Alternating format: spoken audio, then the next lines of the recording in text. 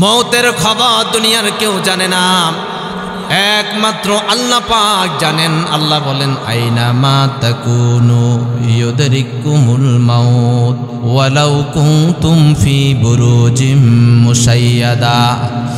মরণ থেকে পালাইয়া তুমি যদি সুরক্ষিত সুন্দর প্রাসাদের ভিতরে ঢুকে যাও, মরণ কিন্তু তোমারে সেখানেও গিয়া গ্রাস করে ছাড়বে।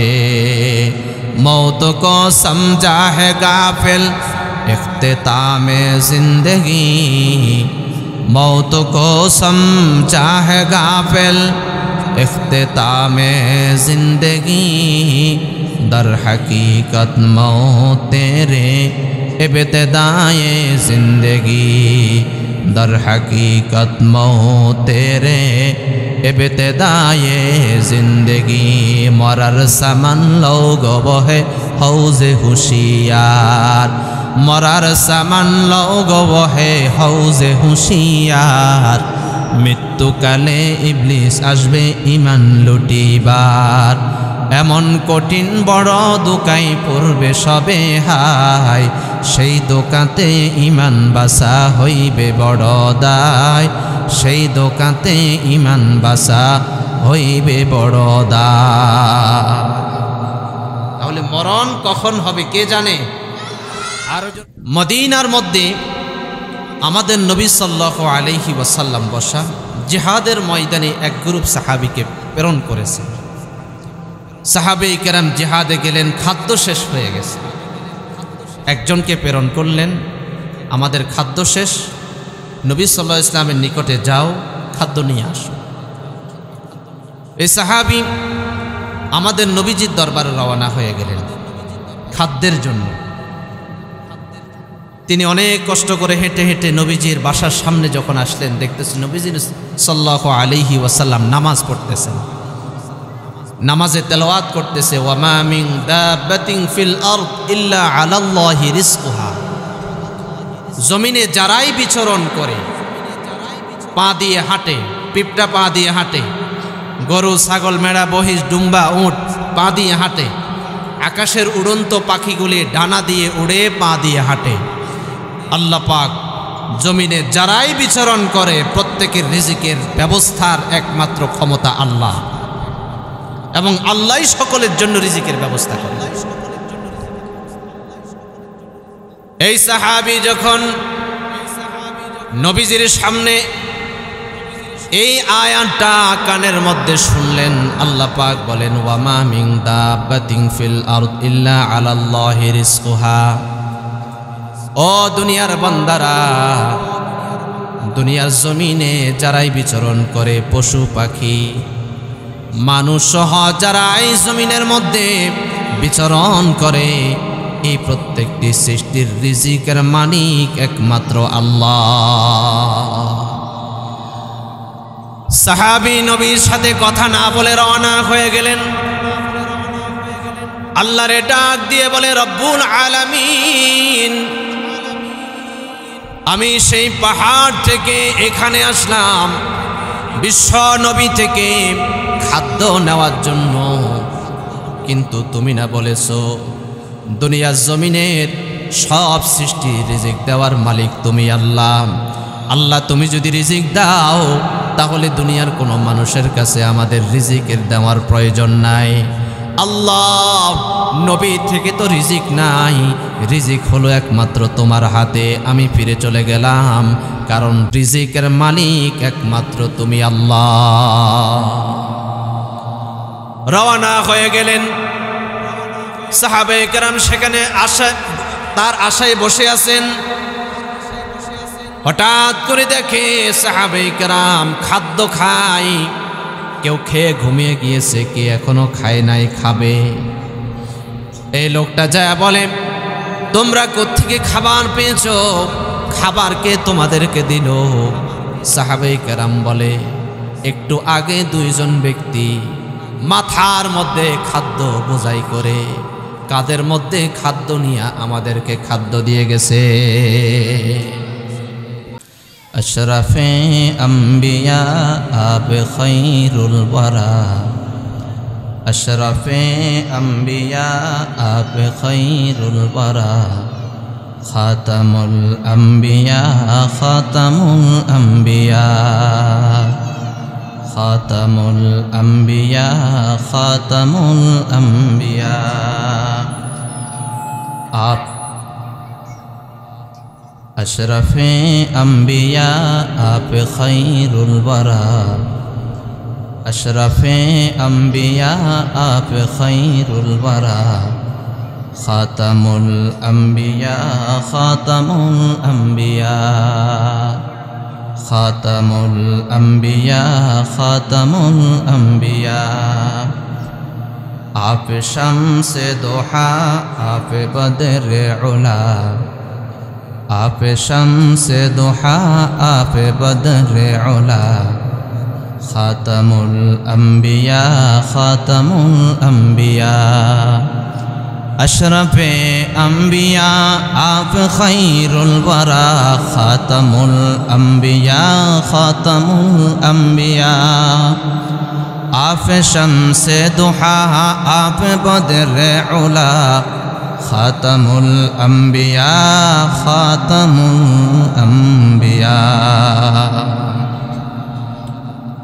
বীর শ্রেষ্ঠ রুহুল আমিন নুরানি তালিমুল কোরআন মাদ্রাসা যুব সমাজ ও এলাকাবাসীর যৌথ উদ্যোগে আয়োজিত আজকের এই তাফসীরুল কোরআন মাহফিলের অত্যন্ত শ্রদ্ধেভাজন সভাপতি মুআজ্জাজ মুকাররম হযরত বুজুর্গ উলামায়ে কেরাম, দূর দূরান্ত থেকে আগত ধর্মপ্রাণ ইসলাম প্রিয় তাওহীদি জনতা, পর্দার আড়ালে অবস্থানরত আমার অত্যন্ত শ্রদ্ধেয় মা ও বোনেরা, মহান রব্বুল আলামিনের দরবারে লক্ষ কোটি শুকর ও সুজুদ যে রব্বুল আলামিন দয়া করে মায়া করে ভালোবেসে আজকের এই সময় পর্যন্ত সুস্থ সবল রেখে আমাদেরকে দিনের এই প্রোগ্রামে আসার বসার তৌফিক দিয়েছে।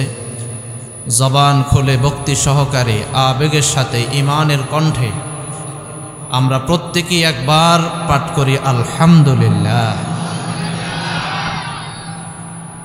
আমাদের ভাই মাইকটা একটু ভালো করে দেন, ডিস্টার্ব করলে তো অসুবিধা। আলহামদুলিল্লাহর আওয়াজ এত আস্তে হলে হবে না। আজকের জন্য আমরা আমাদের দিলে আল্লাহর জন্য যে পরিমাণ ভালোবাসা আছে, আমাদের প্রিয় নবী সাল্লাল্লাহু আলাইহি ওয়াসাল্লামের জন্য যেই পরিমাণ ভালোবাসা আছে, আমরা আমাদের হৃদয়ের ভালোবাসাটুকু উজাড় করে আল্লাহ যতটুকু গায়ে শক্তি দিয়েছে পরিপূর্ণ শক্তি প্রয়োগ করে ঈমানের কণ্ঠে একবার সকলেই পাঠ করি আলহামদুলিল্লাহ। মাশাআল্লাহ, আপনাদের ঈমানের পাওয়ার আছে, বোঝা গেছে। প্রিয় ভাইরা আমার, পবিত্র কোরআনের 12 নম্বর পারার প্রথম আয়াত, প্রথম পৃষ্ঠার প্রথম আয়াত আপনাদের সামনে তেলাওয়াত করেছি। আল্লাহ পাক যদি আমাকে তৌফিক দেয়, আপনাদেরকে যদি ধৈর্য দেয় এবং আল্লাহ যদি দয়া মায়া এবং ভালোবাসা রহমত আমাদের উপর নাজিল হয়, এই আয়াতকে সামনে রেখে আমরা অল্প কিছুক্ষণ আলোচনা করব। শুনতে কারা কারা রাজি আছেন দুই হাত উঠাই আল্লাহরে দেখান। নারায়ে তাকবীর, নারায়ে তাকবীর। আল্লাহ কবুল করুক, হাত নামান। শেষ পর্যন্ত কারা কারা থাকবেন? সবাই থাকবেন? কারা কারা থাকবেন না হাত উঠান। সবাই থাকবে? প্রিয় ভাইরা আমার, আল্লাহ সুবহানাহু ওয়া তাআলা পৃথিবীর মানুষের কাছে ক্ষমতা, চেয়ার, পাওয়ার, নেতৃত্ব অনেক কিছু দিচ্ছেন, কিন্তু দুইটা জিনিস আল্লাহ তার কুদরতি হাতে রেখে দিয়েছেন। কয়টা জিনিস? আরো জোরে বলেন, কয়টা জিনিস? গুম যাওয়ার কোনো সুযোগ নাই। এক নাম্বার হলো হায়াত, দ্বিতীয় নাম্বার হলো রিস্ক। কে কবে মরবে, কতদিন হায়াত পাবে পৃথিবীর কেউ না জানলেও যিনি জানেন তিনি কে? আগামীকাল কি দিয়ে খাবো সেটা পৃথিবীর কোনো মানুষ না জানলেও জানেন যিনি, জবান খুলে বলেন তিনি কে? রিজিকের মালিক আল্লাহ, হায়াতের মালিক আল্লাহ। আল্লাহ যদি হায়াতটা নিজের হাতে না রেখে মানুষের কাছে ভাগ করে দিতেন, যদি বলতো এই আসনের এমপির কাছে এই আসনের জন্য 20,000 বছর হায়াত দিলাম, তাহলে উনি 5,000 বছর নিজেরে দিত, 5,000 বছর ওনার ওয়াইফকে দিত, 5,000 বছর শালাকে দিত, আর 5,000 বছর আপনজন যারা এদের মাঝে বন্টন করে দিত। হায়াত এমপি সাহেবের ফ্যামিলির ভিতরে শেষ। ঠিক না ব্যাঠিক? জনগণ কি হায়াত পাওয়ার আশা করতে পারত? এজন্য আল্লাহ বলেন হায়াত এটা একমাত্র আমার হাতে। কতদিন কে বাঁচবে, কবে মরবে, এটা পৃথিবীর কেউ জানে না। জানে কে? আল্লাযী খালাকাল মাউতা ওয়াল হায়াতা লিয়াবলুয়াকুম আইয়ুকুম আহসানু আমালা। হায়াত মৌত আল্লাহ পাকই সৃষ্টি করেছেন, আল্লাহর হাতে।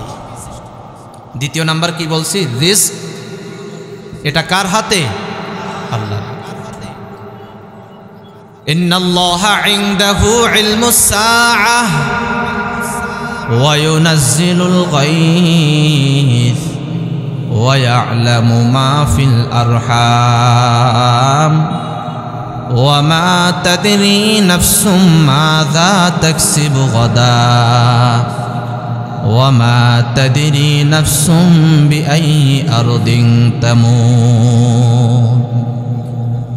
আল্লাহ ডাক দিয়ে বলে, ও দুনিয়ার বান্দা বান্দিরা, 5টা জিনিস একমাত্র আমি জানি, তোমরা কেউ জানো না। ইন্নাল্লাহা ইনদাহু ইলমুস সাআহ, 1 নাম্বার হলো কিয়ামত কবে হবে, কখন হবে, কিভাবে হবে, দুনিয়ার কেউ জানে না, পৃথিবীর কোনো নবীও জানতো না। কিয়ামত কবে হবে এর নির্দিষ্ট সময় জবান খুলে বলুন জানে কে?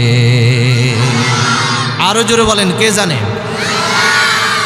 আমাদের নবীও জানতো না।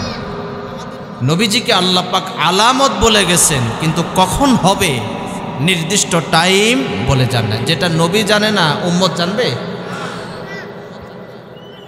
ওয়া ইউনাজ্জিলুল গায়স, দ্বিতীয় নাম্বার হলো বৃষ্টি কখন হবে, কিভাবে হবে, কতটুকু হবে, দুনিয়ার কেউ জানে না, একমাত্র জানে আল্লাহ। ওয়া ইয়ালামু মা ফিল আরহাম ওয়া মা তাদরি নাফসুম মাযা তাকসিবু গাদা। মায়ের রহমে বাচ্চা কি ছেলে না মেয়ে, পৃথিবীর কেউ জানে না, একমাত্র জানে আসমানের মালিক আল্লাহ। আপনারা বলবেন যে হসপিটালে তো ডাক্তাররা বলতে পারে ছেলে হবে না মেয়ে হবে, ঠিক না বেটি? তো ডাক্তার তো পরীক্ষা করে দেখে বলে, দেখার আগে বলতে পারে কোনো ডাক্তার? ডাক্তার কি কোনো রোগীর দিকে তাকিয়ে, কোনো নারীর দিকে তাকিয়ে বলতে পারবে যে এর ছেলে হবে না মেয়ে হবে? তাহলে ডাক্তার জানে কখন? দেখার পরে, টেস্টের পরে, পরীক্ষা নিরীক্ষার পরে ডাক্তার বলতে পারে, তাও 100% সঠিক হয় না। কখনো বলেছে ছেলে হবে, কিন্তু রেজাল্ট ভিন্ন, মেয়ে হয়েছে। তাহলে জবান খুলে বলুন, মায়ের পেটে ছেলে হবে না মেয়ে হবে এটা কেউ জানে না, জানে কে? ওয়া মা তাদরি নাফসুম মাযা তাকসিবু গাদা ওয়া মা তাদরি নাফসুম বিআইয়ি আরদিন তামুত। আল্লাহ ডাক দিয়ে বলে, ও দুনিয়ার বান্দারা, আগামীকালকে কি দিয়ে খাবার খাইবা দুনিয়ার কেউ জানে না, একমাত্র আমি আল্লাহ জানি। ওয়া মা তাদরি নাফসুম মাযা তাকসিবু গাদা ওয়া মা তাদরি নাফসুম বিআইয়ি আরদিন তামুত। কবে মরণ হবে, কোথায় হবে, দুনিয়ার কেউ জানে না, জানেন যিনি, জবান খুলে বলুন তিনি কে? বলে 5টা জিনিস একমাত্র আল্লাহই জানে, পৃথিবীর কেউ জানে না। প্রিয় ভাইয়েরা আমার, মৌতের খবর দুনিয়ার কেউ জানে না, একমাত্র আল্লাহ পাক জানেন। আল্লাহ বলেন আইনামা তাকুনু ইউদরিকুমুল মাউত ওয়ালাউ কুনতুম ফি বুরুজিম মুশাইয়াদা। মরণ থেকে পালাইয়া তুমি যদি সুরক্ষিত সুন্দর প্রাসাদের ভিতরে ঢুকে যাও, মরণ কিন্তু তোমারে সেখানেও গিয়া গ্রাস করে ছাড়বে। মৌত কো সমঝা হে গাফিল ইখতিতামে জিন্দগি, মৌত কো সমঝা হে গাফিল ইখতিতামে জিন্দগি, দর হकीकत मौत तेरे इब्तिदाए जिंदगी, दर हकीकत मौत तेरे इब्तिदाए जिंदगी। मरार समन लोग बहे हौजे हुशियार, मरार समन लोग बहे हौजे हुशियार। মৃত্যুকালে ইবলিস আসবে ইমান লুটিবার, এমন কঠিন বড় দোকাই পড়বে সবে হায়।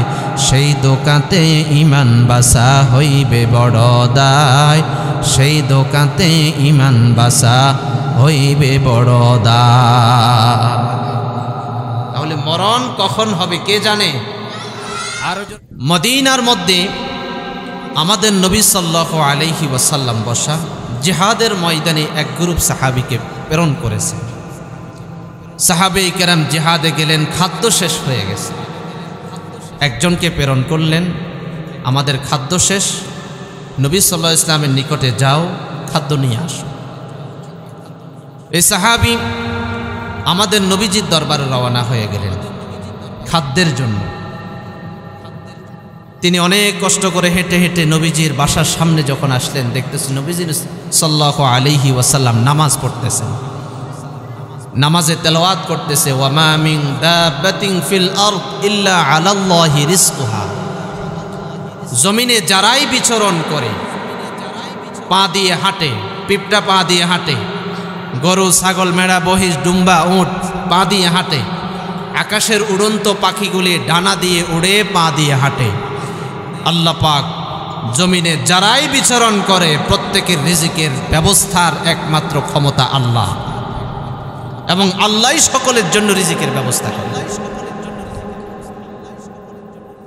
এই সাহাবী যখন নবীজির সামনে এই আয়াতটা কানের মধ্যে শুনলেন, আল্লাহ পাক বলেন ওয়ামা মিন দাব্বাতিন ফিল আরদ ইল্লা আলাল্লাহি রিজকুহা।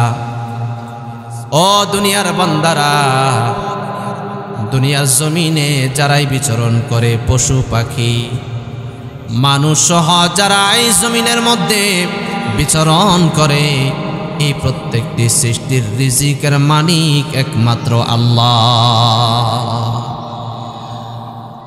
সাহাবী নবীর সাথে কথা না বলে রওনা হয়ে গেলেন।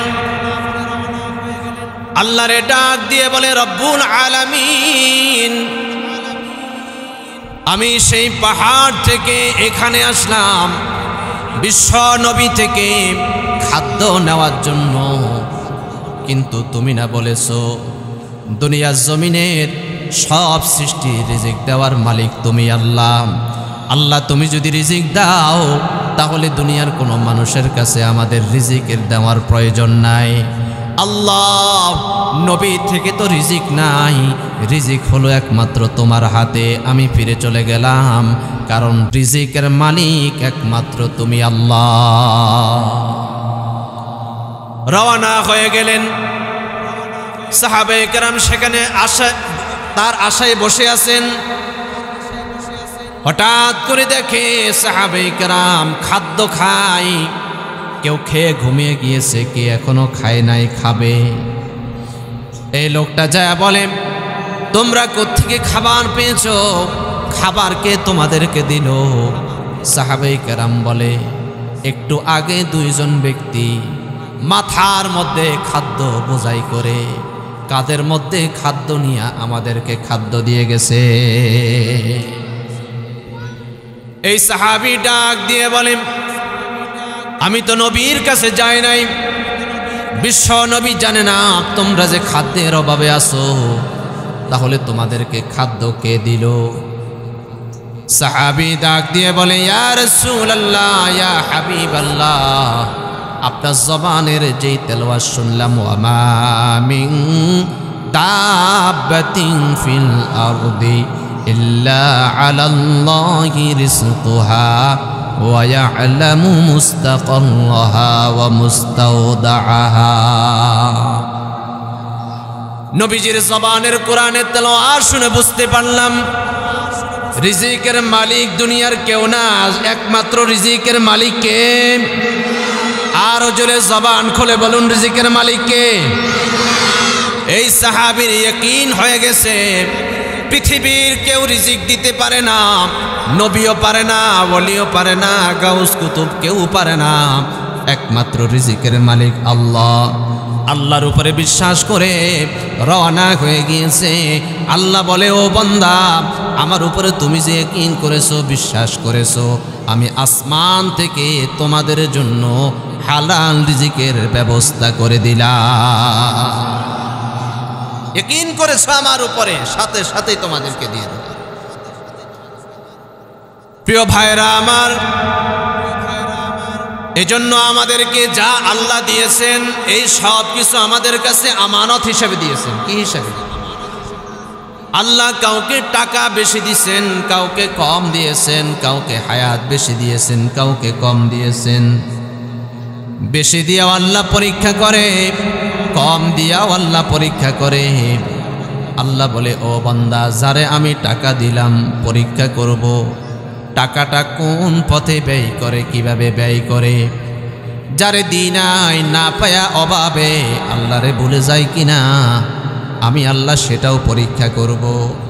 হায়াত বেশি দিয়া দেখি এই হায়াতে আমারে ডাকে কিনা, হায়াত কম দিয়াও দেখি এই হায়াত পেয়া আমারে খুশি করতে পারে কিনা।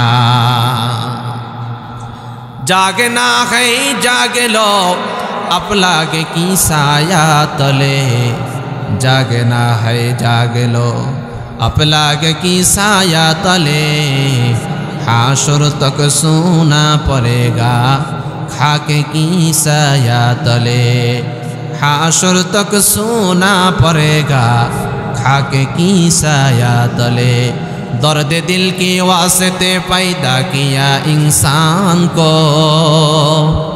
दर्द दिल की वास्ते पैदा किया इंसान को, वरना तौअत के लिए कुछ कम न था कुर्बिया, वरना तौअत के लिए कुछ कम न था कुर्बिया।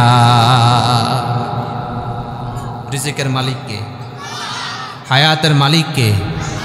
টাকা বেশি দিয়েছেন কি জন্য? পরীক্ষা করার জন্য। কম দিয়েছেন কি জন্য? যারে আল্লাহ বেশি দিয়েছেন আল্লাহ বলে, দেখি তুমি বেশি টাকা পাইয়া আল্লাহর পথে ব্যয় করো কিনা। যারে কম দিয়েছে আল্লাহ বলে, বান্দা কম পাইয়া তুমি ধৈর্য ধারণ করতে পারো কিনা। অনেক টাকাওয়ালা পয়সাওয়ালা আছে, একাকি আরামে খায়, পাশের মানুষ না খায়া ঘুমায়, খবরও রাখে না। ঠিক না? ঠিক। পাশের মানুষ না খায়া ঘুমায়, খবরও রাখে না, কারণ সে আল্লাহর পথে ব্যয় করা এটা সে লাভজনক মনে করে না, বরং ক্ষতির কারণ মনে করে। এ আমানত চাঁদে রোজে নজদে মাস, এ আমানত চাঁদে রোজে নজদে মাস, दर हकीकत मालिके हर शै खुदा। যা আল্লাহ আমাদেরকে দিছে কিছুই আমাদের না, সব কার? সাহাবায়ে কেরাম কিভাবে আল্লাহকে খুশি করার জন্য তাদের অর্থ ব্যয় করতেন। বিশ্ব নবী মসজিদে নববীতে বসা, একটা এতিম ছেলে এসে বলে, ইয়া রাসূলুল্লাহ, ইয়া হাবিবাল্লাহ, আমার বাবা মারা গিয়েছে, একটা খেজুরের বাগান আমার বাবা আমার জন্য রেখে গেছে, আমি এই বাগানটার চতুর্দিকে দেওয়াল দিতে চাই।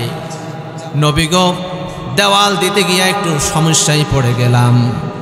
আমি যদি দেওয়ালটা সোজা করতে যাই, পাশের ব্যক্তির একটা গাছ আমার বাগানের ভিতরে ঢুকে যায়। আমি যদি ওই গাছটাকে বাদ দিতে যাই, আমার দেওয়ালটা বাঁকা হয়ে যায়।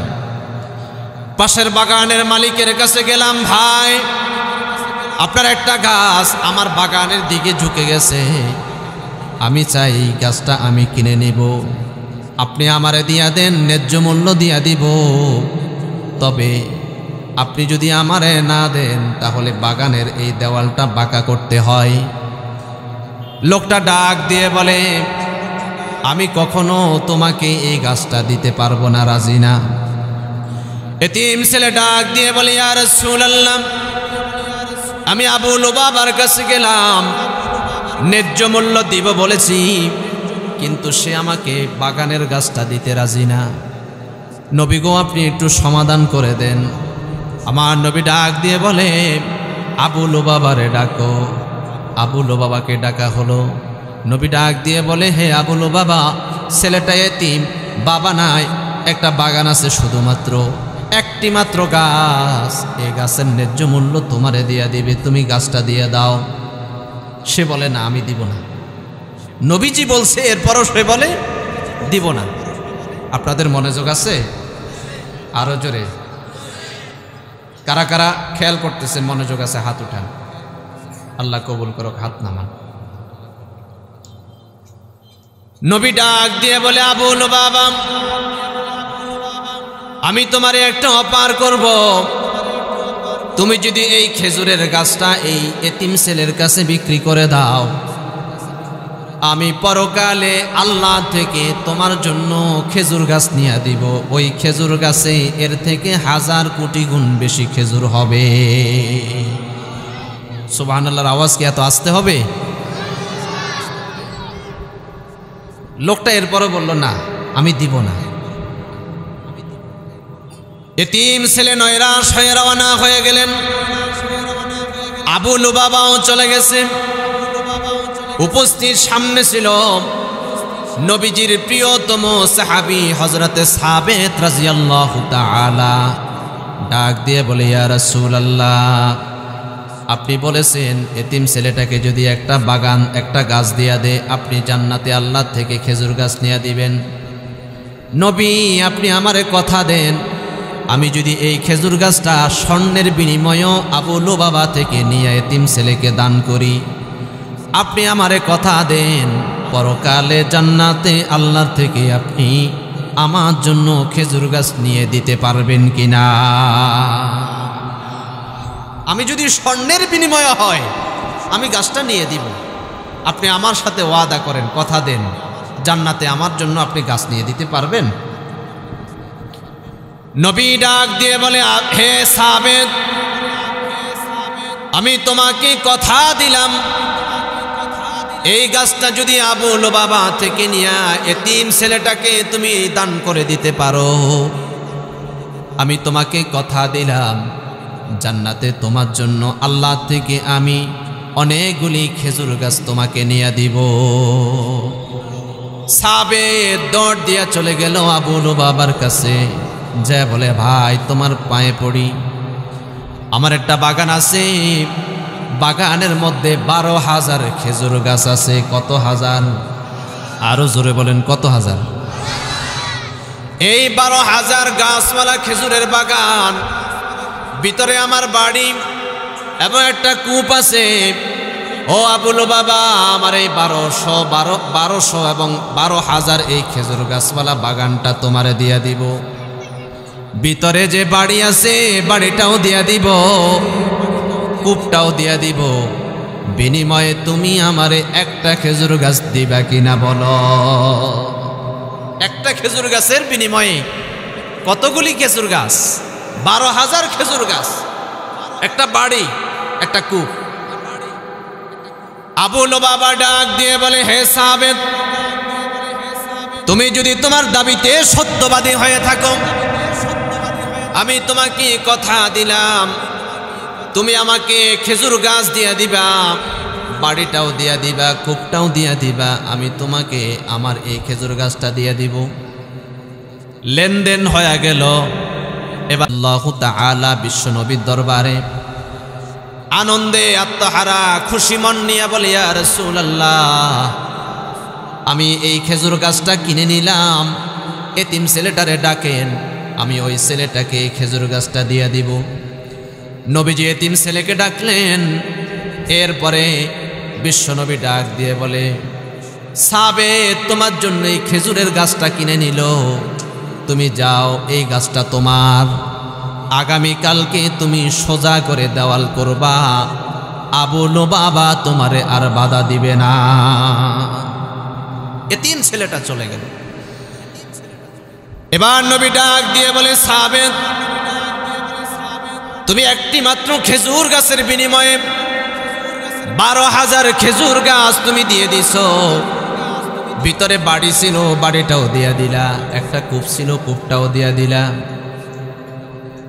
আমি ওয়াদা দিলাম হে সাবেত, পরকালে একটা দুইটা নয়, হাজার হাজার খেজুর গাছ আল্লাহ থেকে আমি তোমাকে নিয়ে দিব। আরো জোরে বলেন সুবহানাল্লাহ। একনে কি घर कोई बंदा करे, एकने की घर कोई बंदा करे, एको के बदले में उसको 10 मिले। एकने की घर कोई बंदा करे, एको के बदले में उसको 10 मिले। আল্লাহর বিনিময় দেওয়াটা কম না বেশি। এবার সাহাবের দৌড় দিয়ে গেলেন বাসায়। স্ত্রীকে যা বলে, তাড়াতাড়ি কাপড় চোপড় রেডি করো, বাগানটাও বিক্রি করে দিলাম, বাড়িটাও বিক্রি করে দিলাম, কূপটাও বিক্রি করে দিলাম। স্ত্রী বলে, একটু আমারে বলেন কত টাকায় বিক্রি করছেন? মহিলারা এমনই হয়, ঠিক না বেঠিক? তবে মহিলাদের এটাই শরীয়তের অধিকার, স্ত্রী জানতে পারবে আপনি আপনার ব্যবসাটা কত টাকায় বিক্রি করছেন, এটা আল্লাহ অধিকার দিচ্ছে। রাগ করবেন না কখনো, এটা বলবেন। আমি রিজিকের নিয়ে আলোচনা শুরু করছি। রিজিকের 4টা স্তর আছে। কয়টা স্তর?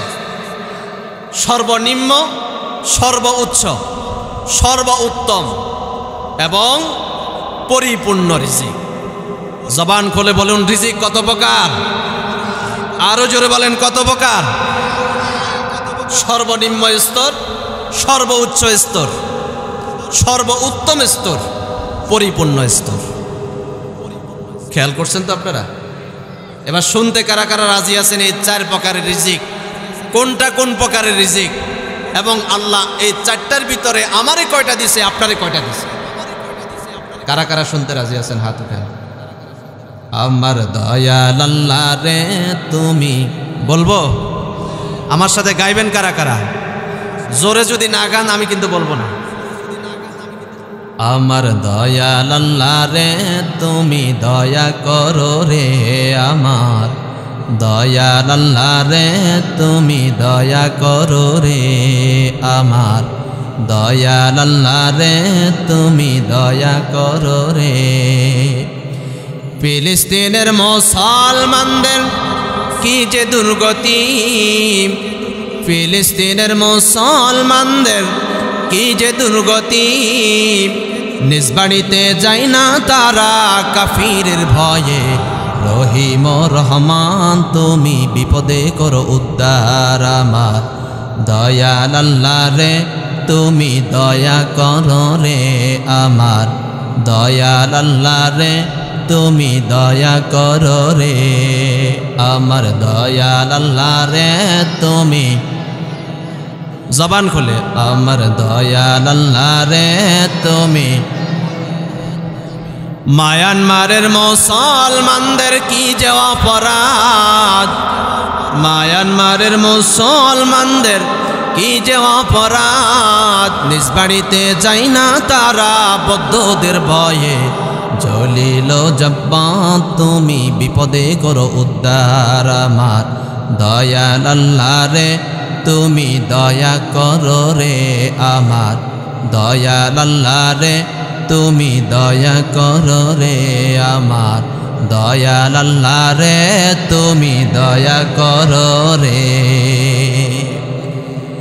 সাবেত রাদিয়াল্লাহু তাআলা স্ত্রীকে ডাক দিয়ে বলে, ও স্ত্রী বাগান বিক্রি করে দিলাম, বাড়িটাও বিক্রি করে দিলাম, কূপটাও বিক্রি করে দিলাম। স্ত্রী ডাক দিয়ে বলে, প্রাণের স্বামী গো, একটু আমারে বলেন কত টাকায় বিক্রি করেছেন?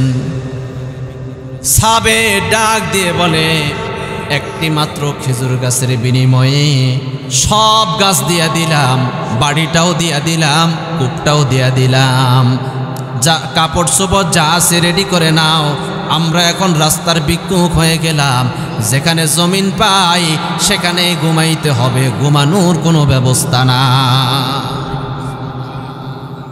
স্ত্রী ডাক দিয়ে বলেন, একটি মাত্র খেজুর গাছের বিনিময়ে সব দিয়ে দিলেন, নিঃস্ব সহায় হয়ে গেলাম, কাজটা তো ভালো করলেন না। সাবে ডাক দিয়ে বলে, ও প্রাণের স্ত্রী, তুমি তো বিষয়টা ভালো করে বুঝো নাই। আমার নবী বলেছেন, এতিম ছেলেকে একটি খেজুর গাছ যে দিতে পারবে, জান্নাতে আল্লাহ থেকে তার জন্য হাজার হাজার খেজুর গাছ নিয়ে দিবে। আমি আবু লুবাবাকে পুরা বাগানটা দিয়ে দিলাম, বাড়িটাও দিয়ে দিলাম, কূপটাও দিয়ে দিলাম, বিনিময়ে একটা খেজুর গাছ নিলাম, এতিম ছেলেকে দিয়ে দিলাম। নবী ওয়াদা করেছে পরকালে হাজার হাজার খেজুর গাছ নিয়ে দিবে।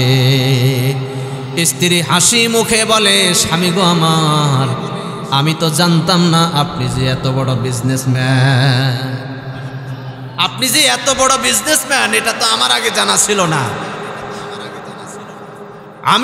আমিলা কালিলান উজিরা কাসীরান, অল্প জিনিস দিয়ে বেশি জিনিস আপনি পেয়ে গেছেন। স্ত্রী উত্তর কি দিছে, আপনি জিনিস দিয়েছেন অল্প আর পেয়ে গেছেন বেশি, ব্যবসাটা লাভজনক হয়েছে।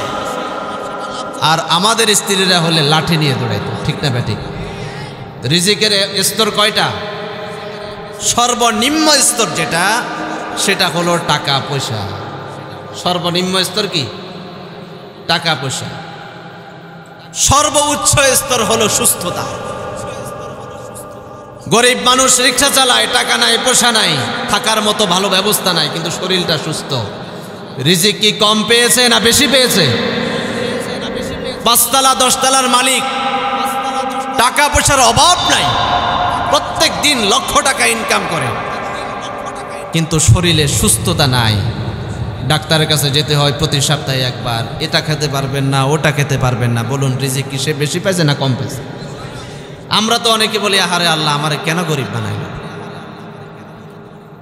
তাহলে সর্বনিম্ন স্তর হলো টাকা, সর্বোচ্চ স্তর হলো সুস্থতা। সর্বোত্তম স্তর কোনটা? সর্বোত্তম স্তর হলো নেককার স্ত্রী এবং নেককার সন্তান। এটা হলো সর্বোত্তম। আগেরটা ছিল সর্বোচ্চ, আর এটা হলো সর্বোত্তম। এখন নেককার স্ত্রী কি সেটাও তো বুঝতে হবে। আল মারআতু ইযা সাল্লাত খামসাহা ওয়া সামাত শাহরাহা ওয়া আতাআত বা'লাহা ফালতাদখুল মিন আইয়ি আবওয়াবিল জান্নাতি শাআত। আমার নবী ডাক দিয়ে বলে, 4টা কাজ যে নারী করতে পারবে ওই নারীটা হলো নেককার। 1 নাম্বার হলো 5 ওয়াক্ত নামাজে নারী পড়ে, নেককার নারী। 2 নাম্বার হলো রমজান মাসে রোজা রাখে, নেককার।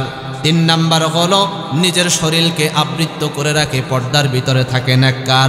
4 নাম্বার হলো স্বামীর অনুমতি ছাড়া কোথাও যায় না, স্বামীর হুকুম মেনে চলে, স্বামীর সেবা করে, এমন নারী হলো নেককার নারী। আদ-দুনিয়া কুল্লুহা মাতা ওয়া খায়রু মাতা'আদ দুনিয়া আল মারআতুস সালিহা।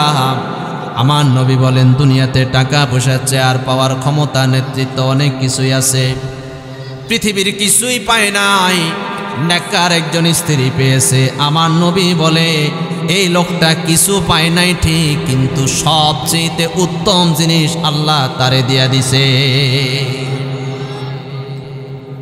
ফাতেমা রাদিয়াল্লাহু তাআলা মৃত্যুর সময় আলী রাদিয়াল্লাহু তাআলাকে ডাক দিয়ে বলে, ও স্বামী গো আমার বাবাকে স্বপ্নে দেখলাম, বাবা আমারে বলতেছে, ফাতেমা সেহরি খেয়েছো আলীর সাথে, ইফতার করবা তোমার বাবার সাথে। আলী রাদিয়াল্লাহু তাআলাকে ফাতেমা বলে, স্বামী গো আমার বাবাকে স্বপ্নে দেখলাম, তিনি আমারে বলতেছে আজকে ইফতার নাকি বাবার সাথে হবে। আলী চোখের পানি ছেড়ে দিয়ে বলে, ফাতেমা রে, মনে হয় দুনিয়াতে আর বেশি দিন থাকবা না, আজকেই হয়তো তোমার বিদায় হয়ে যাবে, কারণ ইফতা তুমি বিশ্ব নবীর সাথে করবা। আলী রাদিয়াল্লাহু তাআলাকে ফাতেমা চোখের পানি ছেড়ে দিয়ে বলেন, স্বামী গো আমার, আপনি আমারে ক্ষমা করে দেন, হয়তোবা আজকে এই দেখাটা হলো শেষ দেখা, মনে হয় আর বেশি দিন বাঁচব না, একটু পরে হয়তো পৃথিবী থেকে হারিয়ে যাব, আপনি আমারে ক্ষমা করে দেন। আলী রাদিয়াল্লাহু তাআলা বলে, ফাতেমা, যেই দিন তুমি আমার ঘরে আসছো ওই দিন থেকে একদিনের জন্য 2 বেলা পেট ভরাইয়া খাওয়াইতে পারি নাই। আলী চোখের পানি ছেড়ে দিয়ে বলে, ফাতেমা রে, তুমি তো প্রেসিডেন্টের মেয়ে, আমি কোনোদিন তোমার উপযুক্ত ছিলাম না। একজন নবীর মেয়ে নিজের স্ত্রী হিসেবে ঘরে আনা সাধারণ বিষয় নয়, তবে তোমাকে নবীজি আমার কাছে অর্পণ করলেন, আমি ভাগ্যবান হয়ে গেলাম, তোমার দায়িত্বটা পরিপূর্ণ আদায় করতে পারি নাই। ও ফাতেমা, আমি তোমারে কি ক্ষমা করব, তুমি আমারে ক্ষমা করছো কিনা বলো। ফাতেমা চোখের পানি ছেড়ে দিয়ে বলে, স্বামী গো আমার, আপনি যদি আমারে ক্ষমা না করেন, আমি নবীর মেয়ে হতে পারি, ফাতেমা হতে পারি, হাসান হুসাইনের মা হতে পারি, কিন্তু আল্লাহ জান্নাতে যাওয়া আমার জন্য সম্ভব না। হে স্বামী আমার, আপনি আমারে ক্ষমা করছেন কিনা বলুন। যদি আপনি আমারে ক্ষমা করেন তাহলে আমি আল্লাহর জান্নাতে ঢুকতে পারবো, আপনি যদি আমারে ক্ষমা না করেন তাহলে আপনার কারণে আমার বাবা পরকালে লজ্জিত হয়ে যাবে, এটা আমি কোনোদিন চাই না। এই ছিল নারী, জীবন যাপন কিভাবে করছেন, স্বামীর থেকে কিভাবে ক্ষমা নিয়ে এনেছেন এবং স্বামীর কিভাবে সেবা করতেছেন। আমাদের নবীজির প্রথম স্ত্রীর নাম কি? আরো জোরে বলেন। খাদিজা রাদিয়াল্লাহু তাআলা। তিনি যখন বিবাহ করেছেন আমাদের নবীজিকে, বয়স ছিল 40 বছর, আমাদের নবীর বয়স ছিল 25 বছর। তাহলে মনে রাখবেন, বিবাহের জন্য বয়স কোনো বাধা না। যদি বয়স বেশি হয়ে গেলে বিবাহটা বাধা থাকতো, তাহলে খাদিজার বিবাহ দুনিয়ার শ্রেষ্ঠ পুরুষের সাথে হতো না। অনেক মা বোনরা বলে, হুজুর একটু দোয়া করেন, টেনশনে আছি, মেয়েটা বড় হয়ে গিয়েছে, উত্তম কোনো পাত্র আসতেছে না, বিবাহের ব্যবস্থা যেন হয়, একটু দোয়া করেন। বাবা এবং মা টেনশন করে কিনা? টেনশনের কোনো কারণ নাই, আল্লাহর থেকে সাহায্য প্রার্থনা করেন। মেয়েটা যদি নেককার হয়, মেয়েটা যদি নামাজি হয়, পর্দানিসীন হয়, বয়স কোনো দিন বাধা নয়, আজ হোক কাল হোক, তার জন্য উত্তম পাত্রের ব্যবস্থা করবেন কে? আল্লাহই করবেন। আমাদের প্রিয় নবী খাদিজা রাদিয়াল্লাহু তাআলাকে বিবাহ করেছেন। যখন সিদ্ধান্ত হয়েছে নবীজির সাথে খাদিজার বিবাহ, সব মানুষগুলি এসে বলে, খাদিজা তোমার দেখতে বড় সুন্দর, তুমি চেহারাটা তোমার অনেক সুন্দর, বংশমর্যাদা অনেক ভালো, টাকা পয়সাও অনেক, কিন্তু স্বামী হিসাবে যারে পছন্দ করেছো সে তো টাকা নাই, পয়সা নাই, গরিবের ছেলে, গরিব, এমন সিদ্ধান্ত তুমি কেন নিয়েছো? খাদিজা রাদিয়াল্লাহু তাআলা ডাক দিয়ে বলে, হে মক্কার বেঈমান কাফেররা, আমি তোমাদেরকে কথা দিয়ে বুঝাইতে পারবো না, আগামীকালকে আমার বাসায় তোমাদের প্রত্যেকের দাওয়াত। বেঈমান কাফেরদেরকে একসাথ করে আমাদের প্রিয় নবীর স্ত্রী খাদিজা রাদিয়াল্লাহু তাআলা সবাইকে ডাক দিয়ে বলে, মক্কা মদিনার কাফেররা, আমার 4টা প্রশ্নের উত্তর দাও। 1 নাম্বার হলো, তোমরা বলো এই জমিনের মধ্যে সৌন্দর্যের বিবেচনা করলে সবচেয়ে সুন্দর যুবক তার নাম কি, তোমরা বলো। সবাই একসাথে বলে, এই এরিয়ার ভিতরে, এলাকার ভিতরে সবচেয়ে সুন্দর যুবকটার নাম হলো মুহাম্মাদুর রাসূলুল্লাহ সাল্লাল্লাহু আলাইহি ওয়াসাল্লাম। একটা প্রশ্নের উত্তর। দ্বিতীয় নাম্বার হলো মক্কার কাফেররা আমারে বলো, চরিত্রের বিবেচনায় এই এরিয়ার ভিতরে সবচেয়ে সুন্দর, উত্তম, অনুপম চরিত্রের অধিকারী একটা ছেলের নাম বলো। সবাই একসাথে ডাক দিয়ে বলে, খাদিজা রে, যদি চরিত্রের বিবেচনা করতে হয় তাহলে এই জমিনের মধ্যে মুহাম্মদের মতো সুন্দর অনুপম চরিত্রের অধিকারী দ্বিতীয় কোনো যুবক হতে পারে না। দুইটা। 3 নাম্বার হলো বংশের বিবেচনায়। তোমরা একটু বলো, এই জমিনের মধ্যে সবচেয়ে ভালো বংশওয়ালা একটা ছেলের নাম বলো। সবাই একসাথে বলে, বংশের বিবেচনা যদি করতে হয় তাহলে মুহাম্মদের মতো এত সুন্দর, সম্ভ্রান্ত এবং পাওয়ারফুল বংশ দ্বিতীয় কোনো যুবকের না। তাহলে সৌন্দর্যে নাম্বার 1, চরিত্রে নাম্বার 1, বংশমর্যাদায় নাম্বার 1। এবার খাদিজা ডাক দিয়ে বলে, তোমরা বলো, টাকা পয়সা অর্থ সম্পদের বিবেচনায় ভালো একটা ছেলের নাম বলো। সবাই বলে, এবারে আসছো আসল জায়গায়। টাকা পয়সার বিবেচনা করলে মুহাম্মদ তো গরিবের ছেলে, গরিব জিরু, ঠিক না বে ঠিক? খাদিজা ডাক দিয়ে বলে, হে কাফেররা, তোমাদেরকে সাক্ষী রেখে বললাম, আমি খাদিজার স্থাবর অস্থাবর যা সম্পত্তি আছে তোমাদের সামনে আমি মুহাম্মদের হাতে অর্পণ করে দিলাম। এবার বলো, এই জমিনের মধ্যে সবচেয়ে টাকাওয়ালা পয়সাওয়ালা ছেলের নাম কি? সবগুলি মানুষ একসাথে বলে। এবার যদি বলতে হয় তাহলে দুনিয়ার জমিনে শ্রেষ্ঠ টাকাওয়ালা ছেলে হলো মুহাম্মাদুর রাসূলুল্লাহ সাল্লাল্লাহু আলাইহি ওয়াসাল্লাম। তাহলে 4 গুণে গুণান্বিত। আমি বুঝাইতে চাইলাম, আমাদের প্রিয় নবীজিকে খাদিজা রাদিয়াল্লাহু তাআলা জীবনের সব সম্পদ দিয়ে দিয়েছেন। মৃত্যুর আগ মুহূর্তে আমাদের নবীজিকে ডাক দিয়ে বলে, ইয়া রাসূলুল্লাহ, আমার শরীরটা ভালো যায় না, মনে হয় আমি মরে যাব, পৃথিবীতে আর থাকবো না। নবীজির চাচা মাত্র 3 দিন আগে মারা গিয়েছে। মানসিকভাবে নবী সাল্লাল্লাহু আলাইহি ওয়াসাল্লাম ভেঙে পড়েছেন, দুর্বল হয়ে গেছেন। চিৎকার করে বলে, খাদিজা, কি বলো তুমি? এমন মুহূর্তে এমন কথা আমি শুনতে চাই না। খাদিজা চোখের পানি ছেড়ে দিয়ে বলে, ইয়া রাসূলুল্লাহ, আমার মনে হয় পৃথিবীতে আর বেশি দিন আমি থাকবো না। তবে আমি যেদিন মরে যাব আপনার কাছে কিছু কথা থাকবে। আমার এই ওসিয়তগুলি, আমার এই আবেদনগুলি রক্ষা করবেন কিনা বলু। আমাদের নবীজি বলেন, খাদিজা রে, যেই দিন থেকে বউ হয়ে আমার ঘরে আসছো আজ পর্যন্ত একবারের জন্য তুমি এটা লাগবে, এটা কেন হয়েছে বলো নাই। আজকে তুমি কি চাও? তুমি গোটা জীবনে এটা লাগবে এমন কোনো কথা আমারে বলো না। আজকে তোমার প্রয়োজনটা কি সেটা বলো। তুমি যা বলবা আমি মুহাম্মদ স্বামী হিসাবে তা দিতে রাজি।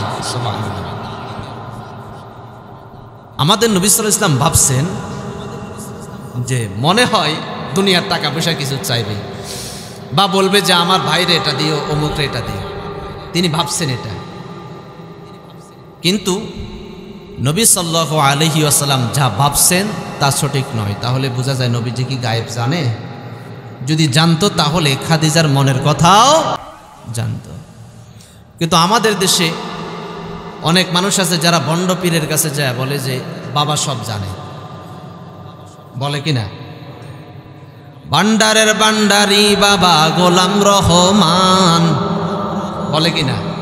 হ্যাঁ, মনে কষ্ট নেবেন আপনারা?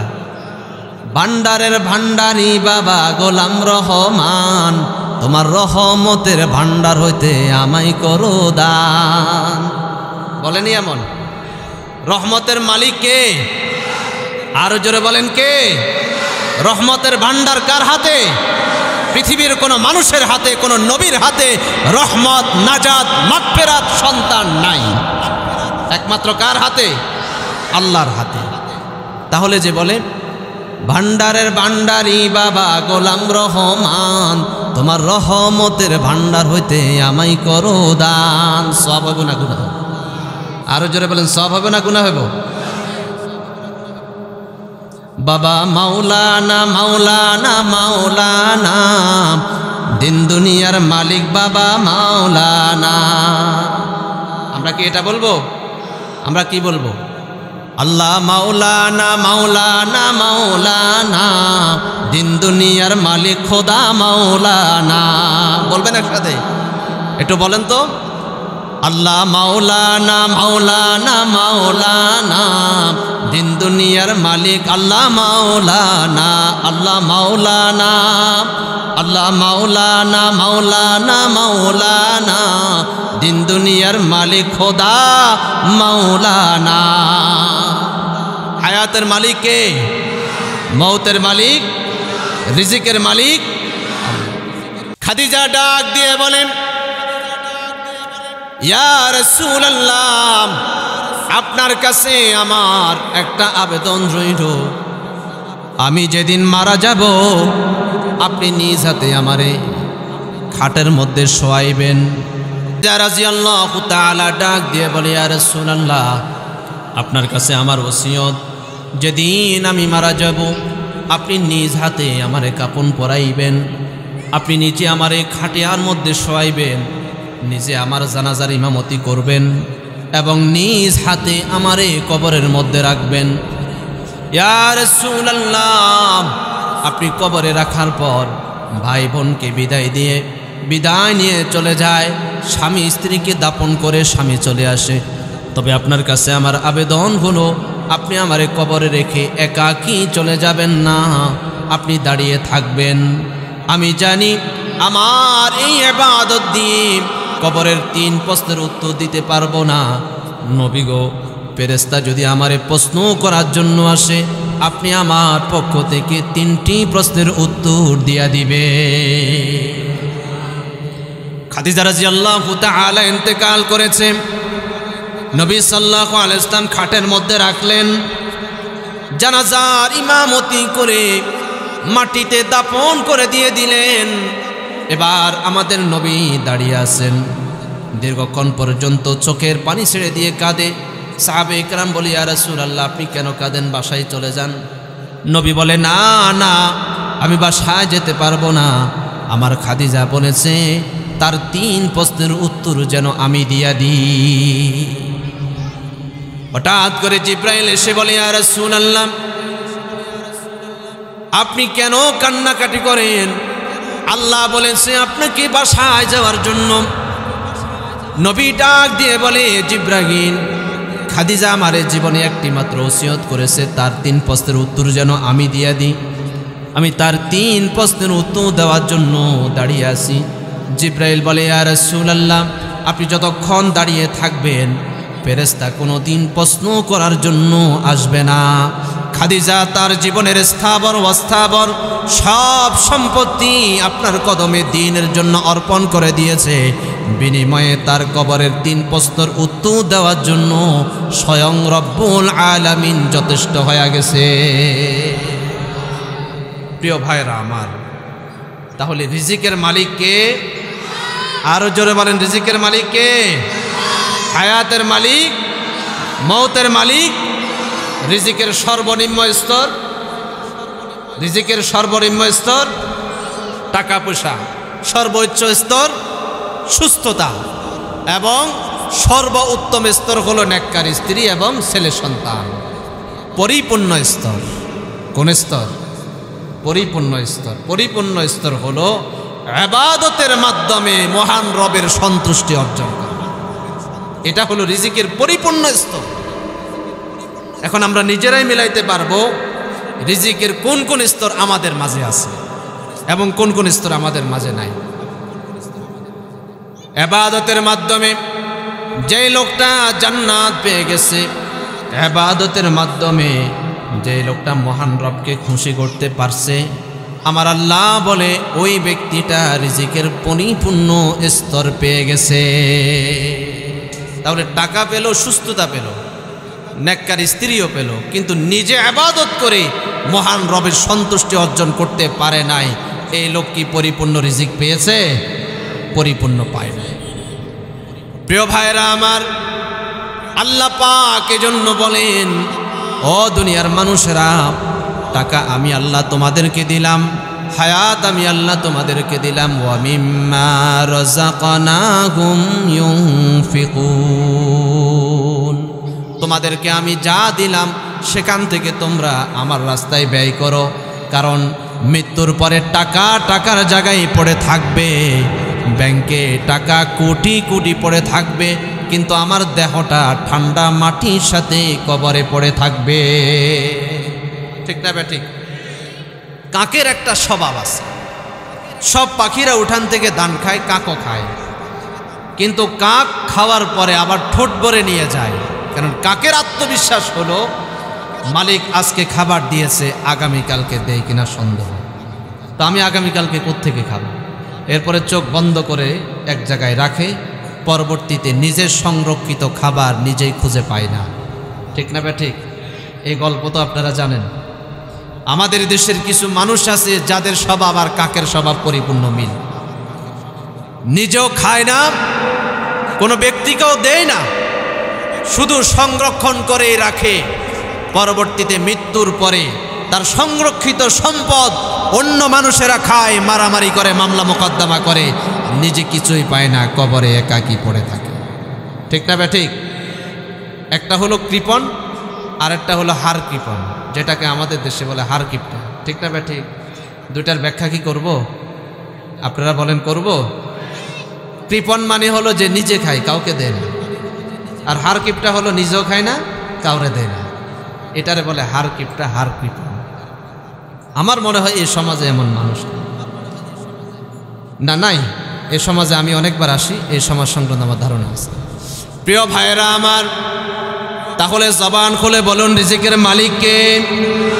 আল্লাহ আমাদেরকে কমবেশ সম্পদ যা দিয়েছে, কে দিয়েছে?